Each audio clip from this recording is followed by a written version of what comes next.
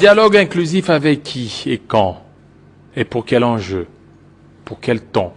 Alors, nous recevons pour vous Cédric, monsieur Moudiantou Cédric, voilà, bienvenue. Merci Jean-David. Bien portant. Oui, bien portant, personnellement, mais mal portant collectivement. Comment mal portant? Les Quinois ne peuvent pas bien aller. Comment? Lorsque, après la pluie, qui est censé être, comme on dit, après la pluie, c'est le beau temps. Le beau temps, oui. Mais c'est tout le contraire parce que je me rends compte que le gouvernement investit pour créer ces beaux temps. Le gouverneur organise en faillite Quel la gouverneur? ville. Daniel Boumba, c'est le gouverneur de la ville. Est-ce que c'est Daniel Boumba qui a fait assez qu'il pleut aujourd'hui? Tu ne me diras pas que c'est le bon Dieu qui gère la ville de Kinshasa? Non, mais cette pluie, c'est une situation naturelle. Vous savez, Jean-David, dans dit gouverner, se prévenir. Si lui s'est fait candidat, c'est pour avoir, il est censé avoir constaté les faiblesses, les problèmes, et qu'il s'est dit être la solution. On ne peut pas attendre de celui qui s'est dit être la solution le pire des problèmes qu'il doit avoir constaté. Kinshasa d'aujourd'hui... Mais vous ne voyez pas qu'il y a les efforts? Ben, attendez. Il y a les efforts. Pourquoi ne pas louer les efforts? Je vais louer... Les efforts de Daniel Boumba. Aujourd'hui, on est en train de voir des routes secondaires être asphaltées. Les problèmes des gouverneurs... Aujourd'hui, on est en train de voir les efforts de Boumba. Non, moi je n'en vois pas.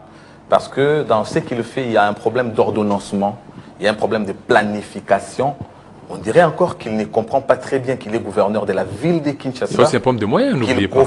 Qu'il confond à quelques coins de la ville de Kinshasa. N'oubliez pas qu'il y a un problème de moyens. Non, quel problème de moyens puisque nous sommes... Ces moyens-là, ce sont les moyens qui sont insignifiants presque dans toutes les provinces. Au niveau même Congo central, c'est le même problème. C'est que le gouvernement ne décaisse pas assez de moyens pour les provinces. Il devait avoir un ordonnancement en termes d'exécution de ce qu'il croit être les travaux.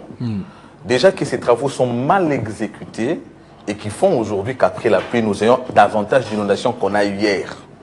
Allez, sortez parce que moi je suis venu ici, à moto. Donc Kinshasa s'est transformé en lac. On est lac, donc nous sommes sur la moto, mais la moto en même temps, tu as l'impression que tu es en train de nager. De nager, bien entendu. Mais pourtant, on nous parle chaque jour des efforts. Combien louables et dispendieux du gouvernement central pour la transformation de la ville. Une ville qui s'est fait gérer par quelqu'un qui croit gérer la ville, mais qui se contente à asphalter ou même encore à bétonner certaines avenues encore pas aussi utilisées ou encore fréquentées comme celles qui sont en train de se détériorer. La ville de Kinshasa n'a plus de réseaux routiers, chose qui prouve que le gouverneur est dépassé par les événements. Mais dans une ville... La ville est en chantier, vous oubliez. Vous parlez de la ville de Kinshasa ou bien vous parlez de Gombe Non, la ville de Kinshasa. La ville de Kinshasa? Oui. Lorsque vous partez dans certaines communes, vous allez trouver qu'il y a des travaux qui sont en train d'être faits, des réhabilitations. Pour ne pas parler de Kinshasa, d'abord le centre-ville, ici où il n'y a pas de passage, prenez quartier Njili, la grande avenue qui vous amène vers Sekomaf. Vous poserez la question, vous êtes où? Et c'est des cas que je peux citer autant comme ça, qui prouvent que le gouverneur confond la ville en une commune. Peut-être que parce que lui, nous avons découvert ça, que les gouverneurs de Kinshasa travaillent plutôt par le fait des calculs politiciens. C'est-à-dire son prédécesseur, avait travaillé plus dans la commune ou encore dans la circonscription de Funa, et après ça, il s'est fait candidat député là-bas. Je crains que ce soit des cas de Boumba, alors que Kinshasa, ça fait 24 communes. Mais si le centre-ville, lieu des institutions, ça se passe comme ça, que dire de nous qui venons dans des milieux périphériques? Je pense le gouverneur ne répond pas aux critères d'être à sa place là où il est. Il n'est pas à sa place. Et c'est des gens qui n'accompagnent pas le chef d'État. Puisqu'à la fin, là, quand les gens marchent comme ça, quand ils sont en train de se noyer comme ça, on ne parle pas de Boumba. Oui, on dit, mais regardez les mandats de Tshisekedi. Une personne comme ça, c'est dira être en train d'accompagner le chef de l'État. Moi, j'ai dit non. J'ai dit non, alors je demande à l'Assemblée délibérante de tirer toutes les conséquences. Alors, vous ne voyez pas que le mal est profond. Vous dénoncez Boumba. Au niveau aussi du stade des martyrs, il y a l'insalubrité qui ne dit pas son nom. Aujourd'hui, le stade des martyrs est suspendu parce que les administrateurs qui sont là, y compris M. Cédric Moudiantou, ne font pas leur travail. Nous avons déchanté tous nos défaitistes et leur avons prouvé qu'ils étaient juste en train de se faire soit manipuler, soit ils ne savaient pas ce qu'ils disaient. D'abord, après toute cette campagne de diabolisation, les matchs internationaux devant être joués en RDC étaient joués au grand stade, le stade des Martyrs. Vous savez, pour qu'un match soit accepté au stade des Martyrs, il y a les inspecteurs de la FIFA pour le cas des éliminatoires de la Coupe du Monde. Les inspecteurs de la FIFA viennent pour effectivement accepter les conditions du stade à recevoir le match. Ce fut le cas. Tous les matchs internationaux ont été joués là-bas. Lorsque vous parlez de la responsabilité des gestionnaires, il n'y en a pas, puisque même lorsque vous lisez la lettre de la CAF adressée à la FECOFA, on ne vous dira pas ce que vous êtes en train de dire. Une manière pour moi de répondre à... Il n'y a pas d'insalubrité là. Mais il n'y a pas... Donc parmi les raisons pour lesquelles les stades a été fermé ou a été suspendu, il y a l'insécurité, il y a aussi l'insalubrité. Non, pas d'insalubrité. Il n'y a pas d'insalubrité réalisée. L'insécurité, oui. Pourquoi l'insécurité? D'ailleurs, je ne voudrais pas parler de cette sanction parce que, en âme et conscience, et pour montrer d'ailleurs le sens de responsabilité, bien avant que la CAF ne suspende, et il faut souligner d'ailleurs que l'homologation n'est pas levée. Le stade des Martyrs est homologué toujours.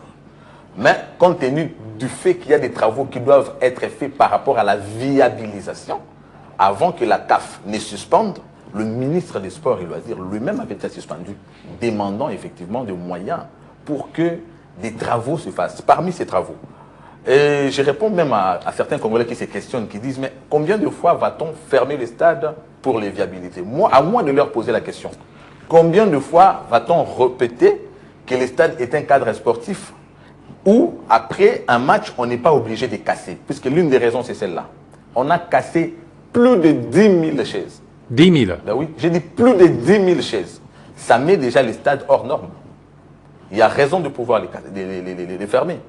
Par rapport à la situation sécuritaire, d'ailleurs, cette situation qui a fait que les stades aujourd'hui perdent une branche importante de ses ressources après les concerts du pasteur Mike Kalambaye, nous l'avions constaté au cours d'une réunion avec le VPM, lorsque la décision a été prise de la fermeture ou encore de la suspension des activités, il fallait nécessairement que toutes les entrées soient fermées. Et cette fois-ci, des portes, de grandes portes électroniques là. Et c'est des travaux qui avaient déjà commencé bien avant. Nous sommes déjà, on a atteint plus de 4, je pense, 4. Oui, si c'est pas plus, c'est déjà 4 portes. Les travaux se font. Mais le ministre, ce qu'il fallait attendre. Nous étions dans une période où les matchs internationaux s'est joués. On n'avait pas un autre stade où on pouvait décommander ces matchs. Donc il fallait attendre que cette période passe pour que les stades soient fermés, chose qui est faite aujourd'hui. Le stade a d'abord été suspendu par le ministre de manière à permettre les travaux de viabilisation. La CAF ayant constaté effectivement qu'il y avait effectivement aussi certaines faiblesses, notamment la sécurité et bien d'autres choses, qui doivent conditionner, bien sûr, ou encore permettre les stades de matière d'accueillir des grandes rencontres, a également pris la décision de suspendre et non de lever l'homologation. Donc il ne s'agit pas d'une sanction de la CAF, mais il s'agit bien sûr d'une décision qui, heureusement, avait déjà été prise par le ministre, de manière à ce que les travaux, de manière à permettre que les stades des Martyrs se mettent évidemment à condition. Voilà, on va y revenir à loin et à large. Alors, on parle du dialogue. Monsieur Moudiantou, les dialogues. Oui. Qui en est l'initiateur? Non, l'initiateur, je pense, il faut parler des demandeurs. Oui, c'est qui? Oui, les demandeurs, c'est ceux qui sont en perte de pédale. Ceux qui avaient voulu faire chanter tout un pays. C'est qui les demandeurs? Les demandeurs, c'est notamment le prisonnier de Paul Kagame, j'ai cité Corneille Nangaa.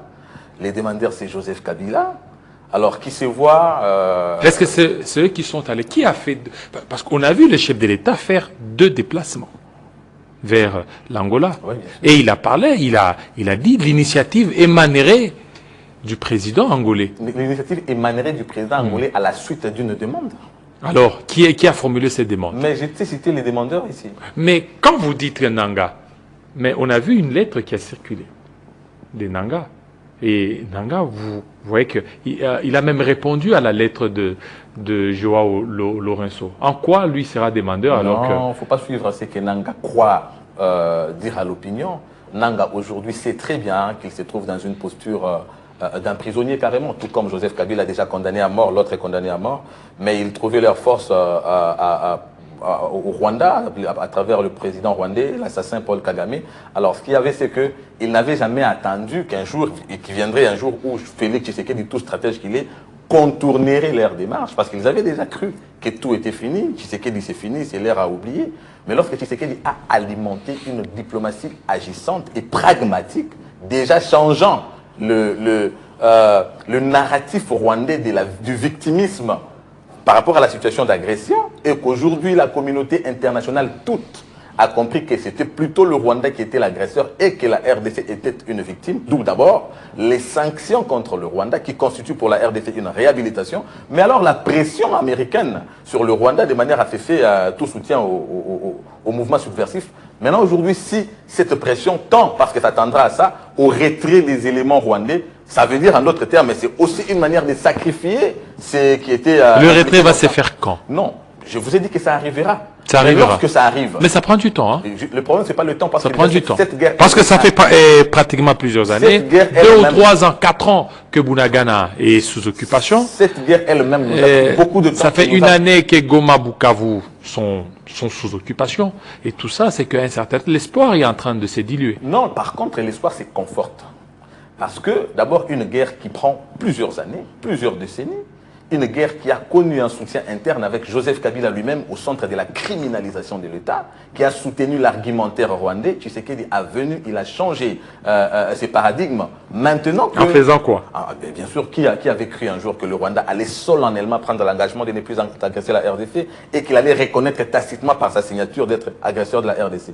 C'est un effort diplomatique combien à féliciter.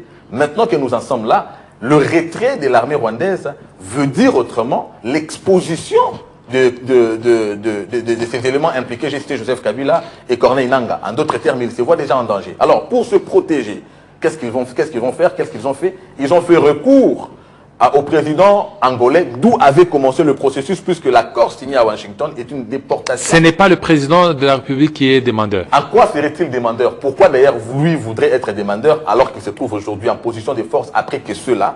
En position de force? Oui, bien sûr. Après qu'ils aient... En position de force? J'ai dit en position de force. En position de force alors qu'il y a Bunagana, il y a Bukavu, il y a Goma, il y a Uvira qui sont sous occupation. Sous occupation, je vous ai relaté les faits. Ces coins sont sous occupation d'abord par l'effet d'une infiltration d'antan de notre armée et qu'aujourd'hui les conséquences sont en train d'être tirées. Mais comment allions-nous tirer ces villes alors que nous avions une armée dans laquelle il y avait les affidés de ce pays qui nous agressent? Le chef de l'État s'est engagé dans un processus d'exfiltration.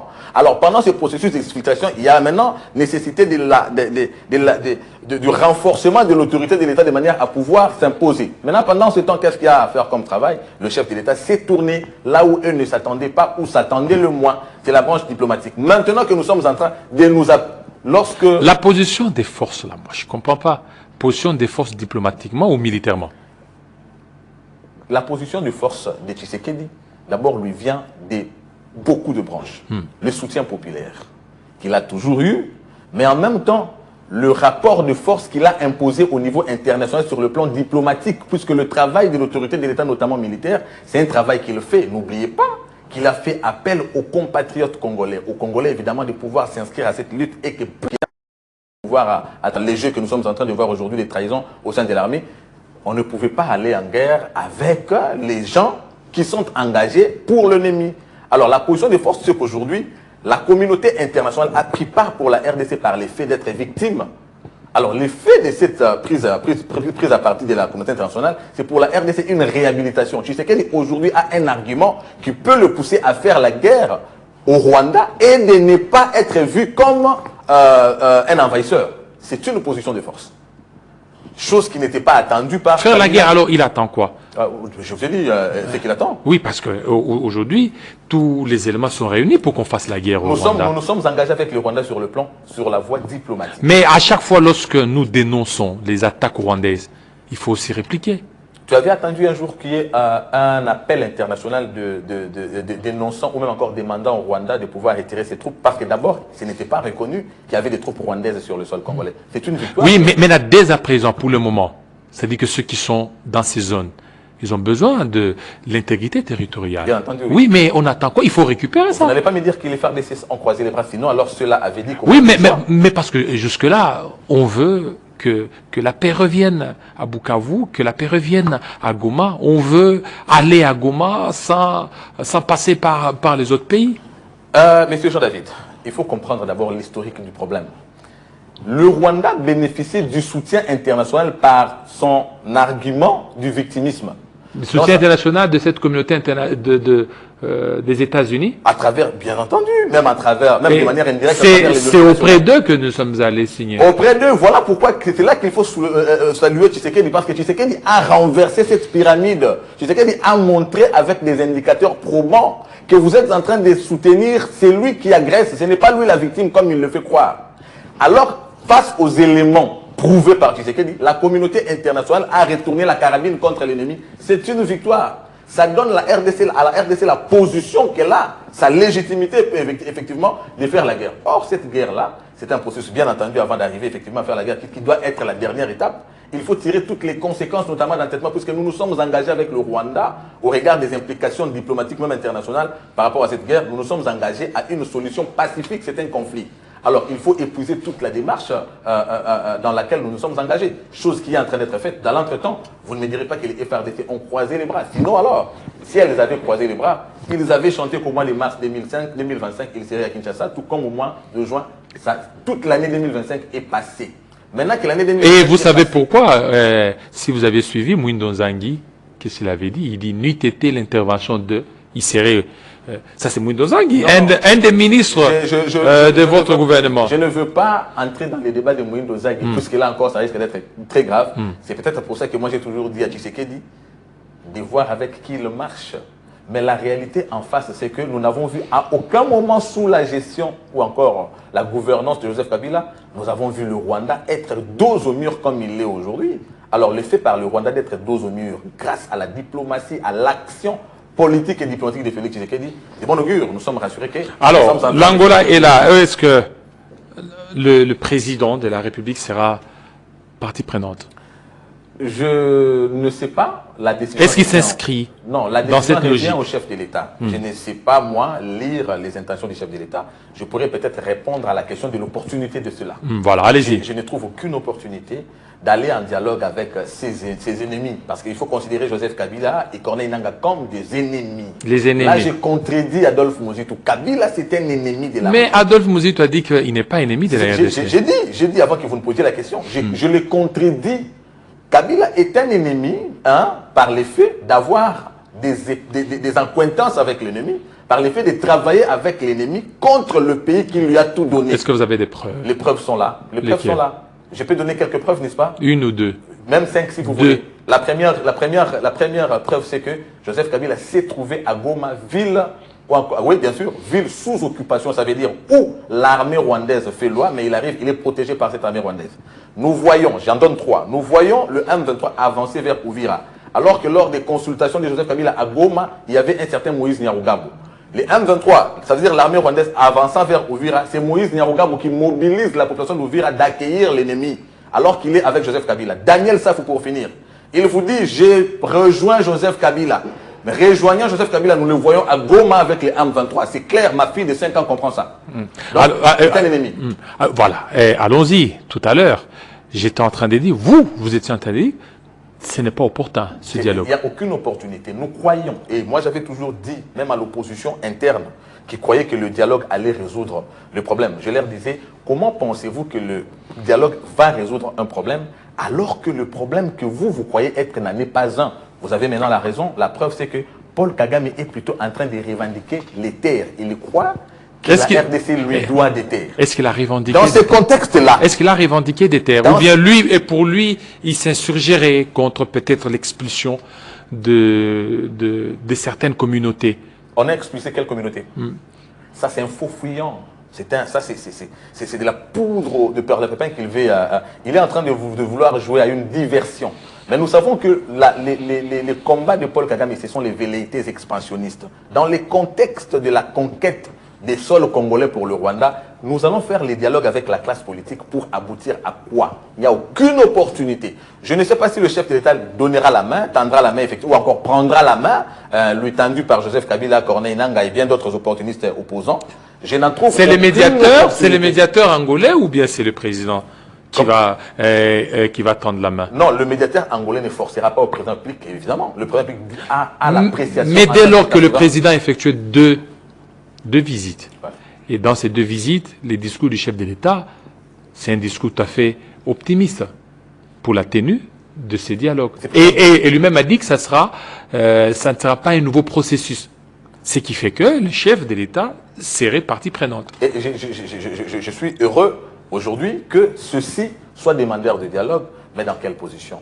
Ils ne viennent pas comme... Bon, ça c'est vous qui l'avez dit, qu'ils les demandeurs. Ils ne viennent pas comme ils auraient pu venir s'ils atteignaient leurs objectifs qu'ils avaient bien avant. Mais aujourd'hui, ils ne viennent qu'entre le pacte parce qu'ils savent qu'en face, il y a un danger. Donc, ils ne viennent plus comme haussant les épaules ou bombant le torse. Ils viennent demander, c'est comme des demandeurs d'asile, ils viennent demander la réintégration. Ça veut dire, nous pouvons accepter de les réintégrer tout en laissant la... Donc pour Moudiantou, ce n'est pas opportun, l'organisation d'un dialogue. Mais l'opportunité... Alors il faut quoi cette fois-là? Il faut quoi maintenant? L'opportunité, nous l'avons par le fait que le dialogue n'apportera aucune solution à ce problème, d'autant plus que celui qui est à la base du problème ne s'inscrit pas dans la logique du dialogue. Alors c'est quoi la solution selon vous? La solution, j'avais dit, c'est d'appliquer l'autorité de l'État. Le Rwanda cessera d'agresser la RDC du jour où la RDC constituera une menace contre le Rwanda. Pour autant que nous n'avons encore pas été vus par le Rwanda comme une menace, le Rwanda continuera à nous attaquer. Donc il faut la force. Voilà pourquoi il faut un rapport de force. Le rapport de force, nous l'avons déjà à ce niveau. L'option militaire. L'option militaire, c'est la dernière. Évidemment, sans option militaire, le Rwanda continuera son aventure. Et bien pour ça d'ailleurs que je loue